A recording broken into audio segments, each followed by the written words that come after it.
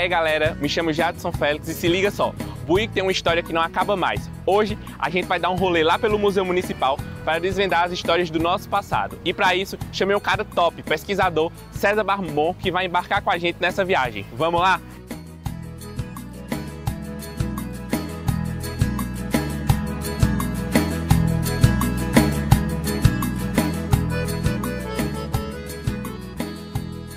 Meu nome é César Barmon, sou pesquisador de Buíque e estou aqui para falar um pouco sobre a história, o turismo, a cultura e a arte dessa cidade, que é muito rica em termos da história, né? Em que a gente tem personalidades que fizeram um papel relevante no desenvolvimento sociocultural e artístico de nossa cidade. A exemplo de Graciliano Ramos, que viveu aqui entre 1895 e 1907, um ícone que fez história, né, na literatura brasileira e que conta um pouco sobre como era o passado da cidade no livro Infância, escrito em 1945.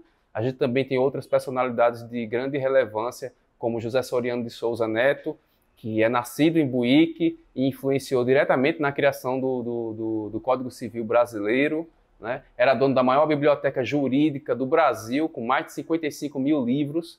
E fora isso, a gente tem várias outras coisas, né, relacionadas ao próprio turismo, pelo Parque Nacional do Catimbau, que faz história, é o segundo maior parque do estado de Pernambuco. A gente tem muita coisa, muita história cativante que acaba enriquecendo o enredo histórico, cultural e social do estado de Pernambuco. Estou aqui com o meu amigo César Barmon e vamos começar a nossa história pela Sala das Fotografias. Conta um pouco dessa história pra gente, Barmon. Bom, aqui a gente tem... Buíque tem, na verdade, um acervo muito grande fotográfico e que configura aí várias informações que são muito importantes para contar um pouco da história do passado de Buíque, né? Então a gente tem alguns registros que conferem, por exemplo, a época dos desfiles, né, dos eventos culturais que aconteciam na cidade, do Carnaval, do São João, não é? A gente tem várias imagens, né, de períodos que remontam aí desde a década de 40, 50, puxando para os anos 70, não é? A gente tem muita coisa, uma riqueza muito grande de imagens, né? A gente também tem aqui alguns prefeitos, Arquimedes Valença, com o destaque por ter sido um dos maiores prefeitos da história da cidade, com 5 mandatos né, que foram sendo seguidos sempre com reeleições. Oswaldo de França Galvão, que teve um papel importante no período do cangaço, né? Ele fez um acordo com Lampião e Bando para que não invadisse a cidade de Buíque.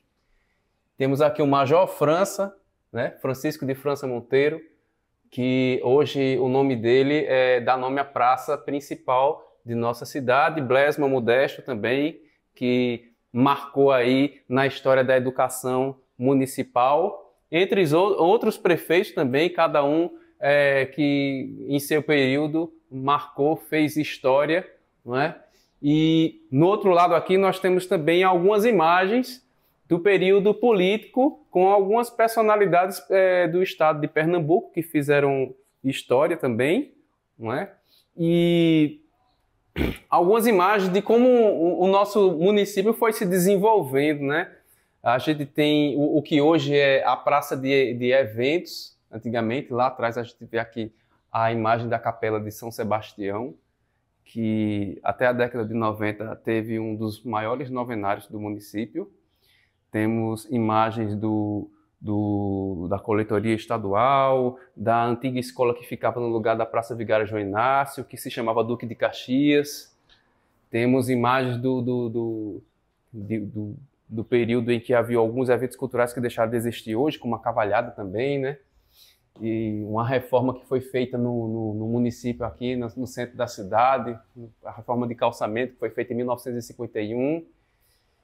Imagem de esportes, dos times de futebol que havia em Buíque, com destaque para o Biratã Lopes de Farias, que era o Bira, que fez sucesso lá no time do esporte e que, infelizmente, acabou falecendo muito jovem, mas que fez história no município e também no esporte do estado de Pernambuco. Aqui do outro lado a gente tem imagens dos antigos proprietários daqui da casa que hoje é um museu, né? Maria Emília Cursino de Freitas e Eduardo José de Freitas.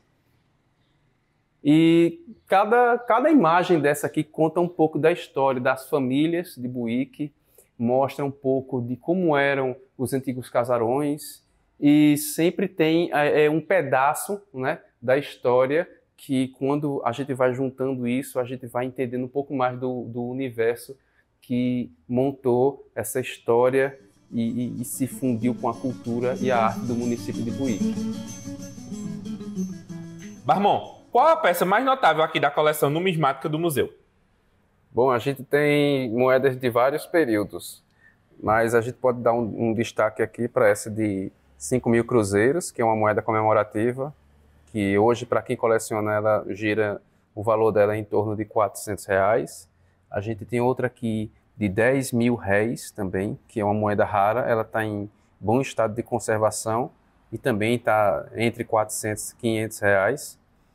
E temos moedas do período de cruzeiro, cruzado novo, do réis. E essas moedas, cada uma delas conta uma história, né? Então, são fragmentos do passado de nossa cidade, do passado do nosso país, que conta muita coisa, principalmente sobre a economia brasileira, né? Barmonte, qual o legado de Frei Damião para o nosso município?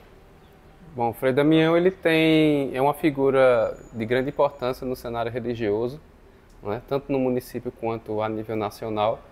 E essa estátua, ela é a primeira estátua feita para Frei Damião, em homenagem a ele. Foi feita quando ele ainda era vivo. Ela ficava localizada aqui na Praça Vigário João Inácio. E numa das visitas de Frei Damião para cá, ele viu a homenagem e não gostou. Ele disse que não tinha morrido, né, para que tivessem feito uma estátua para ele. E enquanto essa estátua estivesse na praça, ele não voltaria mais em Buíque, né? Ele não gostou. E aí depois a estátua acabou sendo removida de lá e trazida para cá, para o museu. Essa estátua, ela está pintada, mas ela é toda feita com cobre.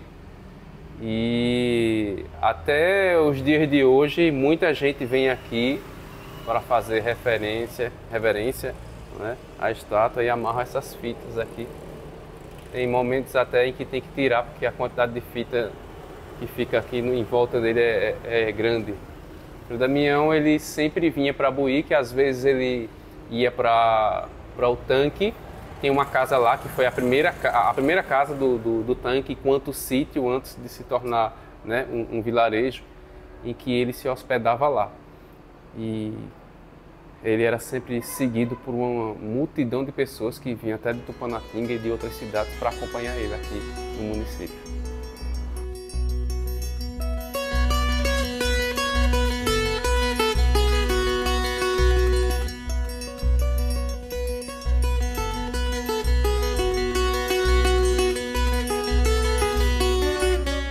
Barmon, como os elementos reisado e vale do catimbau influenciam na cultura do nosso município? Bom, o reisado ele está bem vinculado, né, à história do catimbau, embora hoje não se pratique mais. Mas o que ficou da história do reisado, que é uma festa pagã que mistura um pouco com a fé religiosa cristã, não é? A gente tem algumas coisas relacionadas ao período da festa de reis. Então, a gente vê aqui essa réplica de uma igreja, que na verdade ela é um chapéu. Vou mostrar aqui para vocês, ó. Então o pessoal utilizava isso aqui, que é até leve, mas para colocar isso na cabeça é uma coisa que daria um trabalhozinho. Então a gente tem vários tipos de chapéus. Tinha uns personagens que eram os papangus, que a missão deles era proteger, né, as mulheres, as dançarinas que ficavam com as fitas penduradas, né, como essas fitas aqui, penduradas na vestimenta, e as crianças ficavam puxando. Então, o papel do papangu era justamente de espantar as crianças. Então, era uma brincadeira que envolvia muito as crianças, os adultos, e tinha uma certa semelhança com a laúça, né? Porque eles saíam de casa em casa, fazendo batuque e uma dança, e pedido uma ajuda financeira também para custear ali a bebida que eles iam ingerindo para conseguir seguir esse fluxo aí, andando de casa em casa. Então a gente aqui tem algumas imagens do período. Seu Santilho, que é esse senhorzinho que aparece aqui no meio, era quem idealizou, né, e que comandava o reisado na época, que ele acabou até falecendo há alguns anos. Então hoje a gente tem esse senhor aqui, que é o sanfoneiro. Ele é daqui de Buíque, é uma personalidade viva que conta muito também desse período em que o reisado fez um marco na história da cultura de Buíque e principalmente do catimbau, que é onde tudo começou. E o catimbau em si, ele é a menina dos olhos de Buíque, né? Porque ele conta muito sobre a história do passado da nossa cidade, das comunidades indígenas que viviam aqui.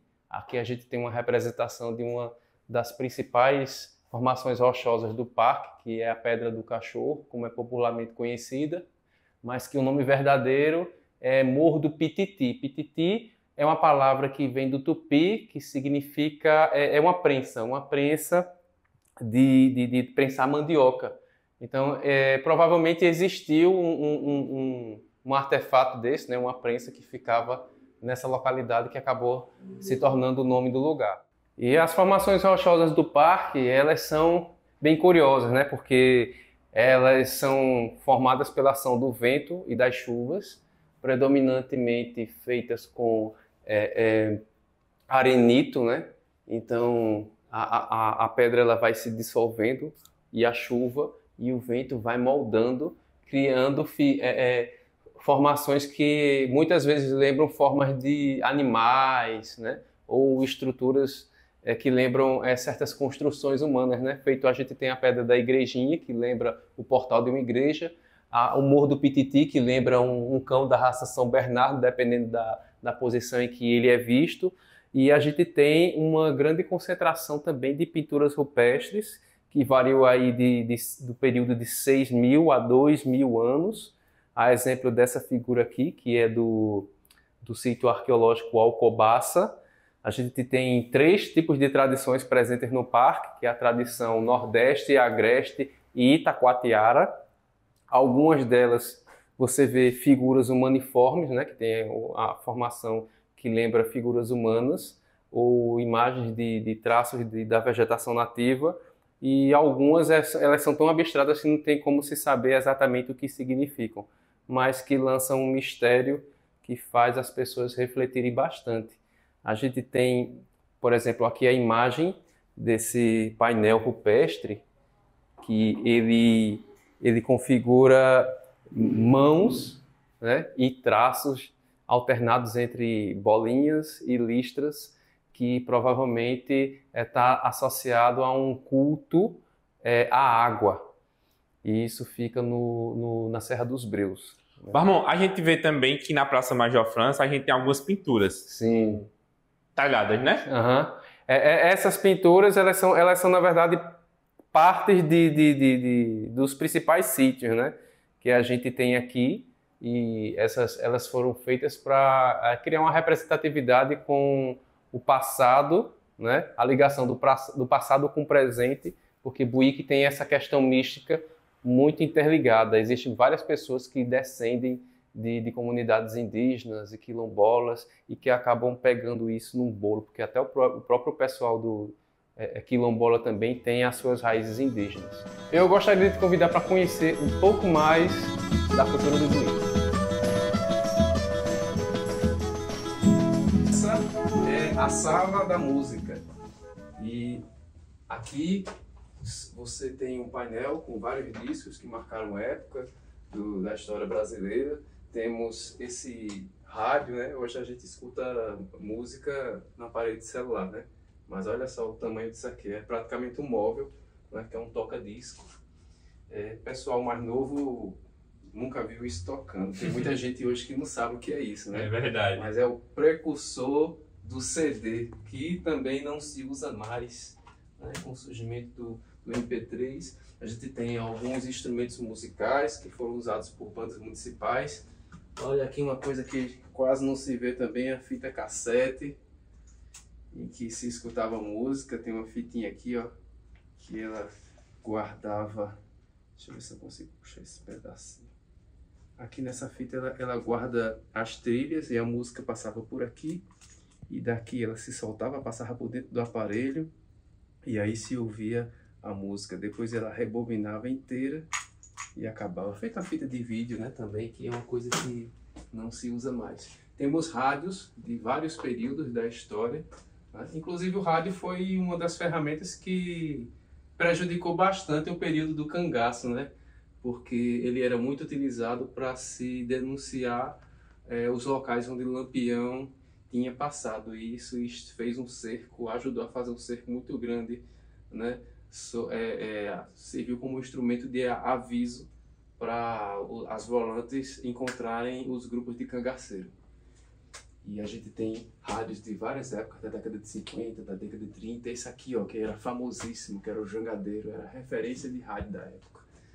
Temos aqui uma sanfona, né? Algumas capas de CD de bandas que ganharam muito prestígio aqui na história da cidade, né? Que é a banda Casca de Romã e também a banda Sombre 7. São duas bandas que fizeram muito sucesso aqui na cidade. No caso dessas bandas, Barmon, os cantores eram daqui, da cidade? Eram daqui, todos os componentes das duas bandas eram daqui e fizeram viagens para várias cidades e tiveram seu momento de fama na história da música do Nordeste.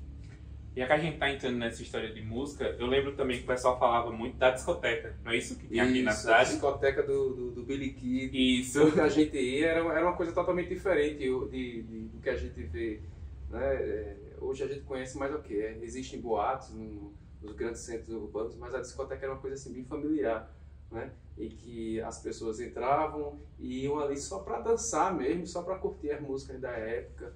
E juntava muita gente na frente. Tinha até criança que era doida para entrar, mas não conseguia. Tinha os que davam um jeitinho também, né? Mas a discoteca foi um marco desse período aí, até os anos 90 aí. Muita gente sempre via na discoteca como um point, uma coisa assim que era sempre esperada, né? No final de semana e tal, para prestigiar a música que se tocava. Bom, eu queria aproveitar para te convidar para conhecer agora a Sala dos Escritores.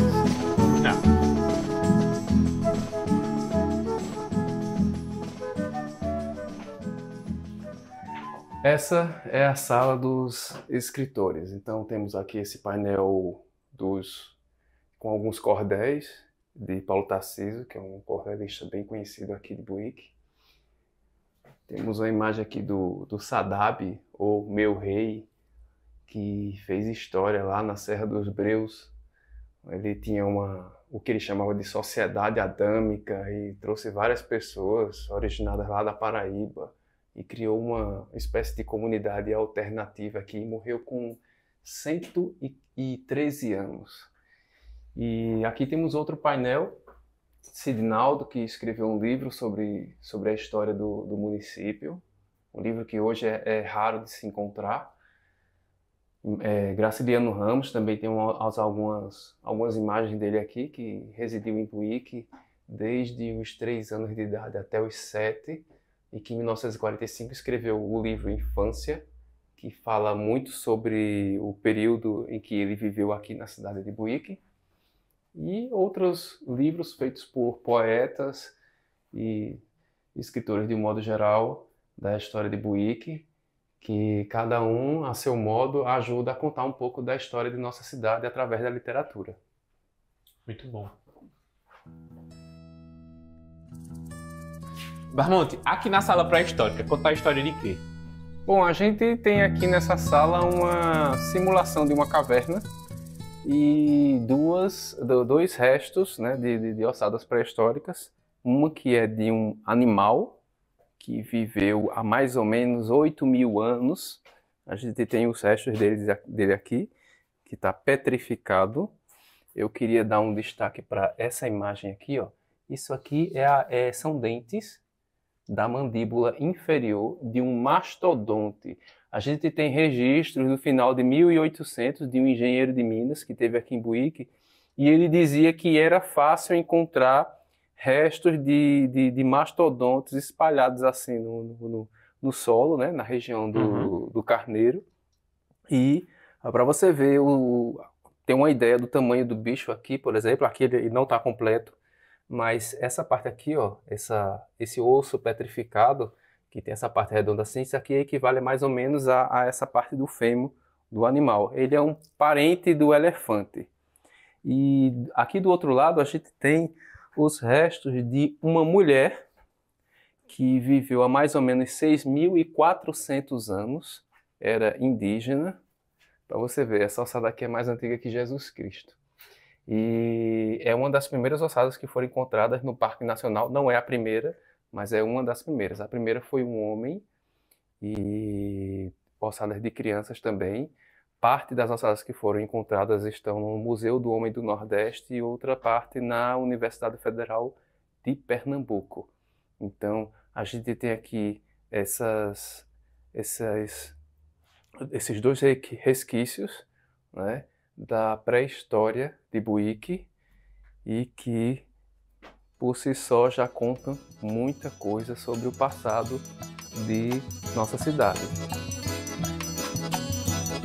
Ramon, vamos falar um pouco do cangaço, já que Buíque faz parte dessa rota, não é isso? Isso. Na verdade, Buíque ele é a cidade natal de um dos cangaceiros mais famosos da história do cangaço, que é Jararaca, José Leite de Santana. Ele é nascido aqui e fez história, né, no ataque a Mossoró. E tem até uma história que rolou aí de que ele foi enterrado vivo e tal, mas não é bem assim que aconteceu, né? Mas para algumas pessoas até hoje ele ainda é considerado como santo. Então tem algumas pessoas que visitam o túmulo dele. É um dos túmulos mais visitados no período de finados do cemitério de Mossoró. E as pessoas atribuíram isso por conta de alguns pedidos que foram feitos e começaram a dizer que alcançaram algumas graças e tal, mas isso não procede. Mas Jararaca foi uma figura que acabou aí se tornando uma personalidade até mitológica, né, do período do cangaço. Mas não só tem ele, né? A gente tem Antônio Leite, que também fez muita fama, que era daqui de Buíque. A gente tem outros cangaceiros que não entraram para a história do cangaço, e eu vou citar um exemplo até com um ineditismo de informação aqui, que é, por exemplo, o Belo Apragata. Apragata é o termo errado para Alpercata, porque ele ganhou esse apelido porque quando ele era mais novo, o pai dele, Buíque viveu um momento de seca muito pesado, e o pai dele cozinhou as correias da alpercata dele e deu para os filhos comerem cozidas. E por conta disso, o pai dele, que se chamava Joaquim, passou a se chamar Joaquim Apragata. E ele tinha uma personalidade forte e partia para cima das pessoas que chamavam ele por esse apelido. E Belo, que tinha personalidade muito próxima do Joaquim, acabou herdando do pai esse apelido, né? Então virou Belo Apragata. Mas ai daquele que falasse esse nome na frente dele. E tinha um filho dele que também era cangaceiro, e os dois faziam parte de um bando isolado que o Jararaca tinha. Então existem vários outros também. Eu cheguei a encontrar 17 cangaceiros de Buíque, que a maioria deles não entrou para a história do cangaço, e que fizeram história, né, no cangaço e na cultura local, e que eu pretendo transformar isso um dia em livro. Tem também Seu Candeeiro, ele era daqui? Candeeiro também, que é um dos mais famosos também, que morava em São Domingos. Ele teve presente na emboscada de Angicos, conseguiu fugir com algumas mulheres, deu o depoimento, e o depoimento dele foi de grande importância para entender como que foi que aconteceu lá a emboscada, né, em que acabou resultando na morte de Lampião e de Maria Bonita. Inclusive, acho que tem algumas imagens aqui, né, que foram tiradas lá na época, em que deceparam a cabeça desses cangaceiros e colocaram eles à exposição no batente, numa calçada lá. E aí começa o declínio do cangaço, né? Vieram outros cangaceiros ainda, mas com a morte do Lampião e Maria Bonita, o cangaço perdeu sua força e Buíque tem muita coisa ainda aí por revelar, né? A gente tem um cidadão aqui que ele guarda na casa dele um punhal que Lampião deu de presente para um ex-prefeito aqui de Buíque, que falei lá atrás, Osório de França Galvão, e esse punhal tá do mesmo jeito lá, todo prateadozinho e tal, e que foi, ele serviu na verdade como um sim, né, de um acordo que foi feito em que esse Osório de França Galvão, que era prefeito na época, um coronel, fez um acordo para que Lampião não entrasse no centro de Buíque, né, não fizesse nenhuma invasão e tal. E aí Lampião disse, não, pois o acordo está firmado, e deu esse punhal de presente para ele, que passou para algumas pessoas da família e até hoje existe.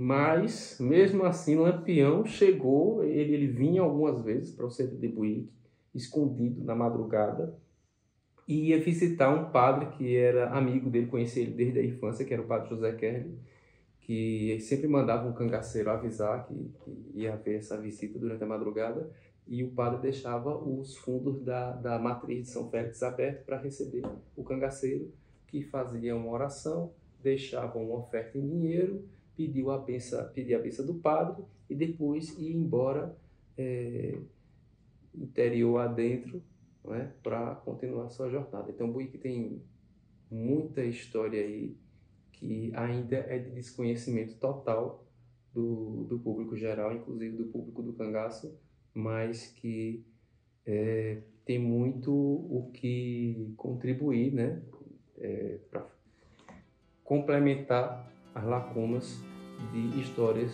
que ainda se encontram soltas em relação ao cangaço. E para finalizar a nossa história, estamos aqui na sala de religião para saber um pouco mais sobre ela. Barmon, fala aí pra gente. Bom, essa sala ela tem várias histórias, né? Aqui nós temos um painel fotográfico com algumas imagens de figuras religiosas, com destaque para o padre José Kerley, que fez história aqui no município. Ele que participou da visão de Simbres, de duas meninas que viram Nossa Senhora das Graças, e aí ele foi convidado pela igreja para fazer algumas perguntas às meninas na língua oficial dele, que era o alemão, e em latim, e as meninas respondiam em português, de modo que ficou atestado que elas realmente estavam vendo a santa. E depois disso, o padre José Kerley veio aqui para Buíque e fundou a Capela de Nossa Senhora das Graças, que tem o principal novenário que ocorre no mês de novembro aqui em Buíque. E temos aqui uma escrivaninha e objetos pessoais do padre, que chegou a receber o título de Monsenhor, que é um título de alta patente. E temos alguns confessionários, temos aqui também um oratório, que é uma coisa bem comum do pessoal antigo, né? E esse aqui com destaque para essa estrelinha aqui, ó, essa estrelinha que tem 6 pontas. Esse oratório, ele não tem uma data específica, mas ele é muito antigo, tanto ele quanto esse outro aqui azul que a gente tem, que ele chegou a ser reformado, mas é muito antigo também. E os oratórios, eles têm uma origem, né, que o pessoal que vivia distante, nos sítios, essas coisas assim, eles se ajoelhavam diante do oratório e faziam as rezas. Mas nem sempre essas rezas eram voltadas assim para quem praticava o cristianismo, né? Então é possível que esse oratório aqui tenha pertencido a alguém que praticava o judaísmo. Voltando atrás, quando a gente fala da história da presença de Graciliano Ramos aqui em Buíque, a gente tem um trecho do livro Infância, escrito em 1945, em que Graciliano Ramos diz que o pai dele, no final da tarde, chamava um vaqueiro que, ao lado da esposa, fazia uma espécie de oração, uma oração numa espécie de latim estranho, não é? Na verdade, essa oração era feita na língua judaica e era voltada para uma estrela, a primeira estrela que aparece no final da tarde, que é a estrela de Davi. O pai de Graciliano Ramos, ele praticava o judaísmo, né, de uma forma até escondida da Igreja Católica, apesar de ele ser muito amigo do vigário João Inácio, que era padre daqui de Buíque, foi o primeiro prefeito de Buíque, mas Buíque também tem muitas histórias assim que acabam se escondendo por trás do catolicismo, mas que na verdade esconde aí uma quantidade muito grande de famílias que eram praticantes do judaísmo aqui na cidade de Buíque. Essa sala, ela também guarda uma história aí bem interessante. Certa vez eu estava aqui no museu e chegou uma moça e ela disse o seguinte: olha, quando eu chego ali na cozinha, eu sinto um arrepio, uma sensação estranha e tal. Eu disse: por quê? Não, porque eu sonhei com a antiga dona do museu e ela me passou, através de sonho, a informação de que existia uma botija escondida. Mas essa botija ficava onde? Eu disse: não posso dizer. Mas quando eu chego na porta da cozinha, eu me arrepio. Aí a mulher foi embora, né? E eu fiquei na curiosidade. Aí cheguei com o detector aqui, cheguei a ver, o detector apitou e tal. Então, provavelmente existia alguma coisa ali. Mas aí depois esse sinal sumiu e aí, tipo, não se sabe realmente se existia alguma coisa ali ou não, mas o detector, ele não deu problema. Ele apontou que existia alguma coisa no lugar, mas essa coisa depois sumiu. Então, é um mistériozinho que tem aqui nessa sala, né, que é conhecido também por ter sido assombrada. Lá, há uns 40 anos por aí, quando a dona da casa ainda vive aqui no museu, tinha uma professora que ela morava em Arco Verde e lecionava aqui em Buíque, e ela vinha para cá, dormia na casa e, segundo ela, acontecia entre meia-noite e 3 horas da manhã de um senhor alto, negro, magro, saía daqui de dentro desse quarto, atravessava essa janela e chegava no meio da cozinha e desaparecia. Então, para quem acredita ou não, fica aí guardado como uma história misteriosa, não é? Que envolve uma certa misticidade dentro dessa sala, que foi o quarto da antiga proprietária e que guarda vários mistérios, né, no entorno da questão mística e religiosa, e que está totalmente vinculada ao passado pluricultural da história buiquense. Muito bem. Agradeço imensamente a nosso amigo Barmonte por nos conduzir nessa história ao passado do nosso município.